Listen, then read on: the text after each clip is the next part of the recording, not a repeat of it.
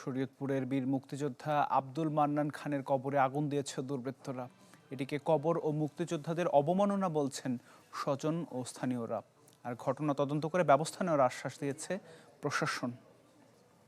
নতুন এবং ফিরে আসা গ্রাহকদের জন্য নগদে চলছে ক্যাশব্যাক সহ প্রতিদিন হাজারো উপহার জেতার সুযোগ। হবে আশা আর ফেরা, সারপ্রাইজ সেরা।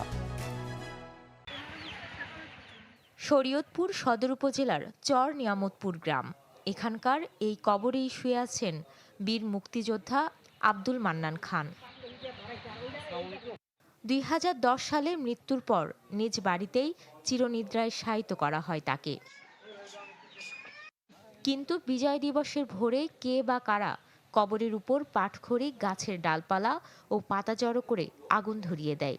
ঘুম থেকে উঠে স্বজনরা দেখতে পান কবরের উপর ছড়িয়ে আছে সদ্য নিভে যাওয়া আগুনের ছাই।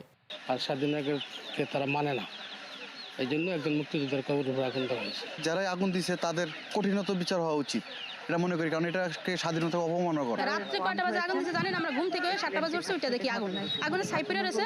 কেন দিছে, কি উদ্দেশ্যে দিছে আমরা তো আর জানি না। এই 16ই ডিসেম্বরে কেন হেরা এই কবর আসপানে আর কবরের উপরে আগুন দিল, এটা আমাকে জানার বিষয়। আপনারা তদন্ত করে এটা একটা সুষ্ঠু বিচার করবেন। খবর পেয়ে ঘটনাস্থলে যায় জেলা প্রশাসন ও পুলিশের কর্মকর্তারা। আশ্বাস দেন ঘটনা তদন্তের।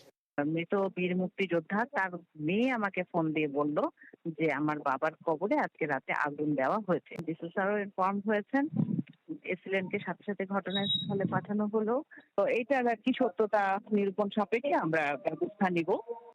মুক্তিযোদ্ধা আব্দুল মান্নান খানের পরিবার ও স্থানীয়রা বলছেন, এটা শুধু একটি কবরের অপমান নয়, মহান মুক্তিযুদ্ধ আর ৭১-এর অকুতভয় যোদ্ধাদের প্রতি বিরাট অসম্মান। Desk report, channel 24।